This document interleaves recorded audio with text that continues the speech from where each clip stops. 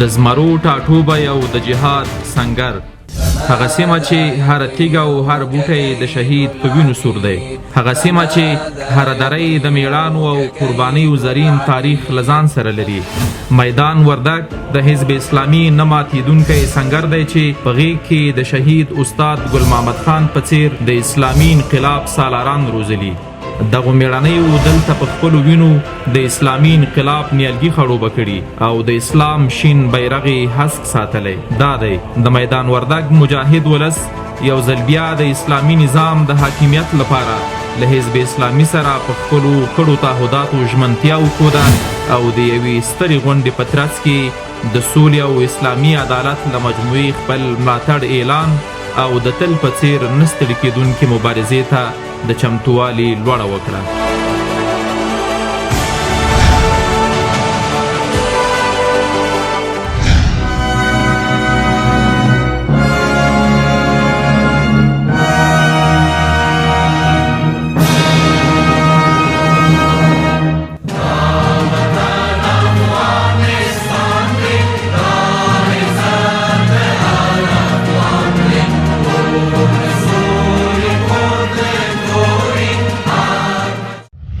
ته چې راغلی زمون خوارې جونګړې ته نن مونږ دود کړی دی پر لارو سپېلنی امیره، د عدالت او سولې ستر سالاره ستړی مشې، د عدالت او سولې ستر سالاره ستړی مشې، یې د نړۍ له سترو ستر سړی امیره.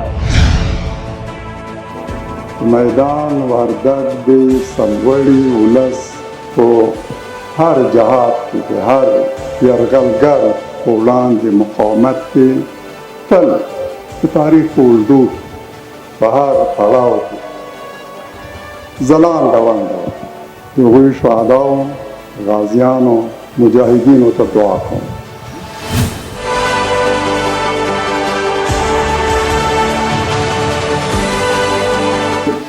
میدان وردگ د ټولو نومیالیو شهداو نوم اخلم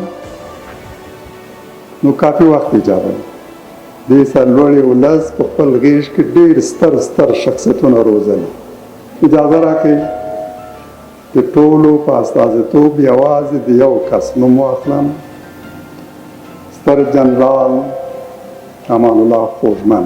نعره تکبیر، نعره تکبیر، نعره تکبیر، زمونږ مشر زمونږ ویاړ، حکمتیار حکمتیار، زمونږ مشر زمونږ ویاړ، حکمتیار حکمتیار.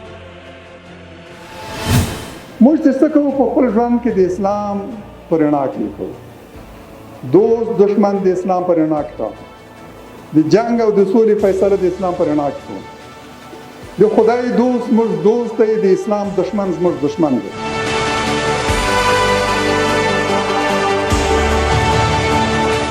دا 19 کلن ناکام جنگ خو څرګنده ښیي چې هیڅوک نشي کولی په افغانانو باندې د خپلې خوښې مزدور او لاسپوڅی حکومت تعمیر کړي.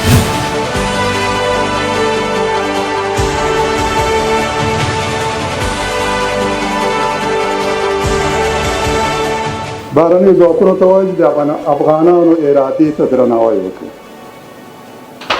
د هغوی رایې ته تمکین وکړي، پرېږدي افغانان خپل برخلیک په خپله وټاکي.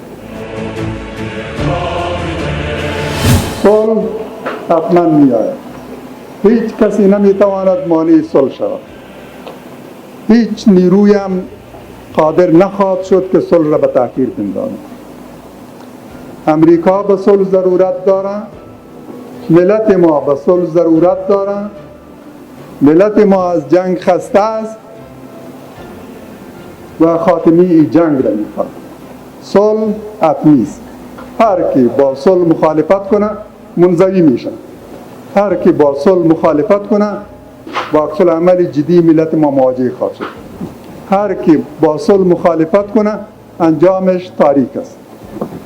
ما از اقداماتی که تا حال در رابطه با صلح صورت گرفته حمایت میکنیم.